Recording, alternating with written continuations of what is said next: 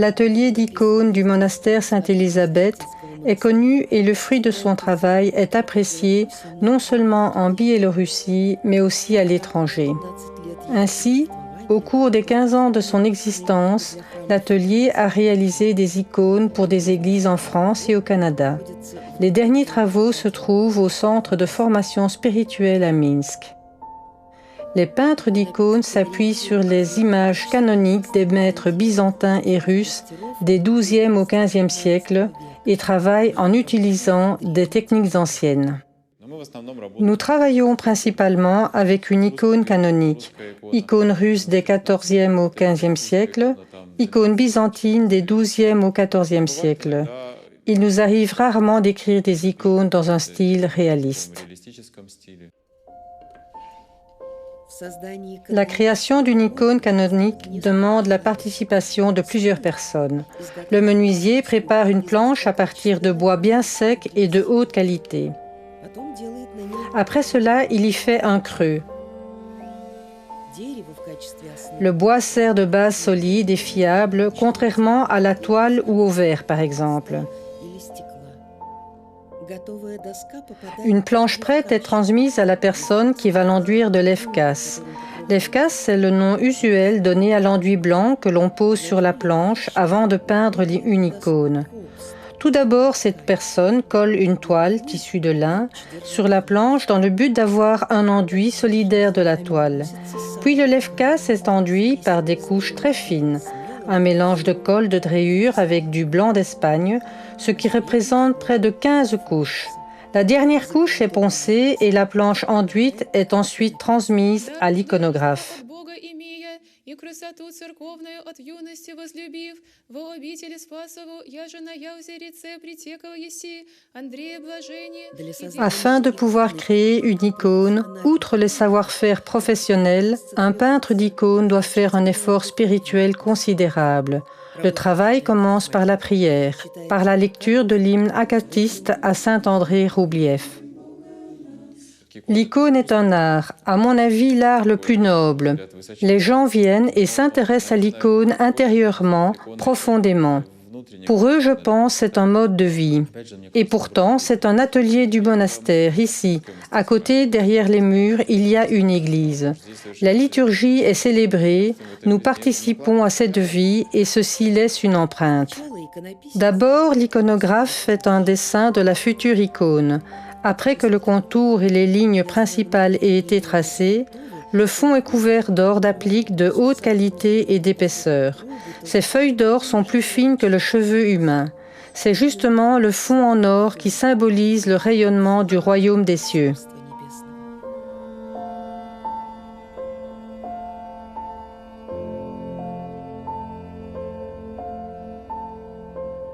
On utilise les couleurs comme celles que l'on utilisait pendant les temps anciens, produites à partir de minéraux broyés et de pierres semi-précieuses.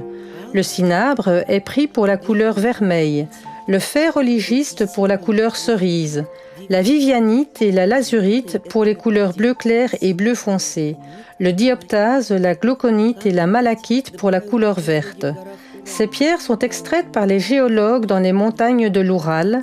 La terre y contient les minéraux de couleur vive. Les minéraux sont d'abord concassés et broyés, et puis sont mélangés avec du jaune d'œuf.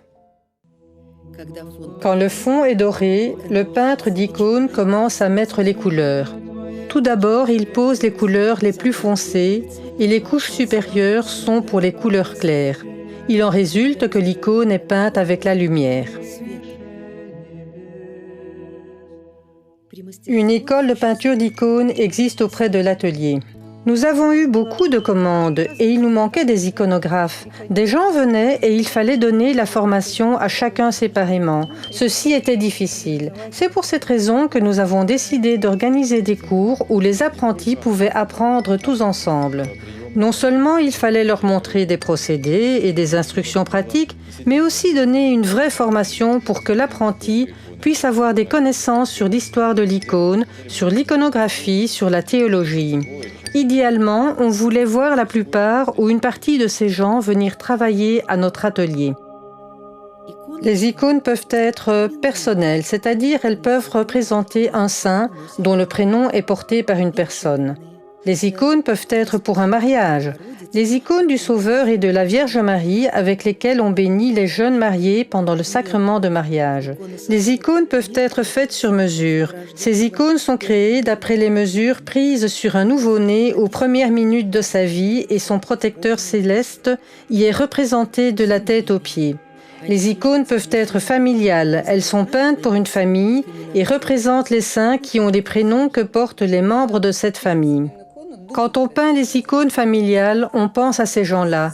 On fait une sélection de leurs saints, on fait une esquisse et cette icône est consacrée déjà à cette famille et personne d'autre n'aura plus une icône pareille. C'est un travail exclusif. Il arrive aussi que quelqu'un passe une commande pour une icône et en signe de reconnaissance l'offre à une église. Nous peignons de telles icônes et puis on les accroche au mur à l'église. Sur certaines d'entre elles, il y a des inscriptions, sur d'autres non. Le donateur veut rester inconnu. On raconte que des miracles ont eu lieu. Par exemple, une femme était venue avec son mari. Depuis 10 ans, ce couple n'avait toujours pas pu avoir d'enfant.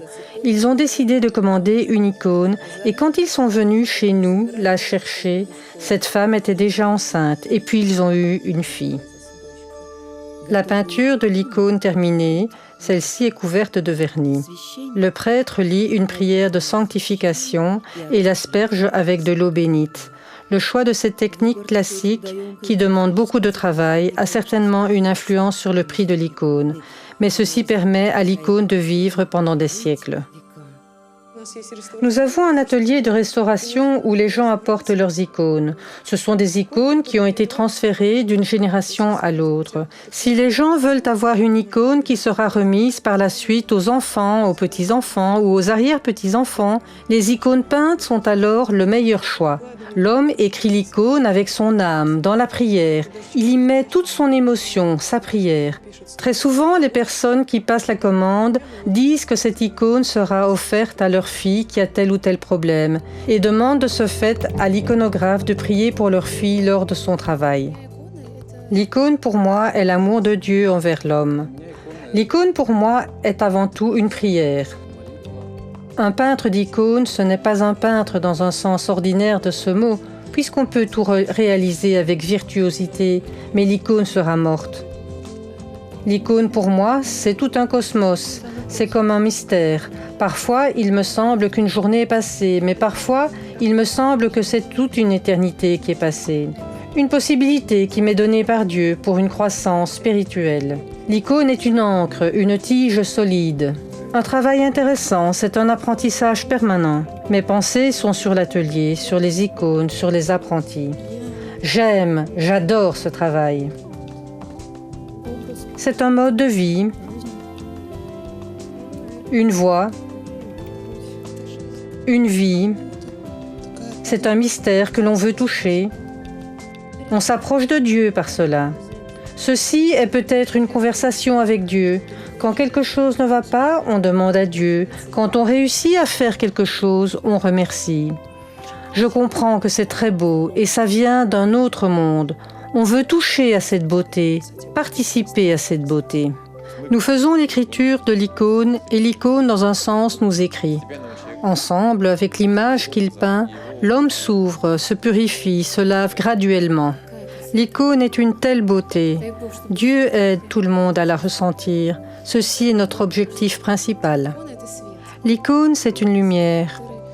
La lumière qui sauve l'homme, qui guérit son âme, même si l'homme la regarde tout simplement.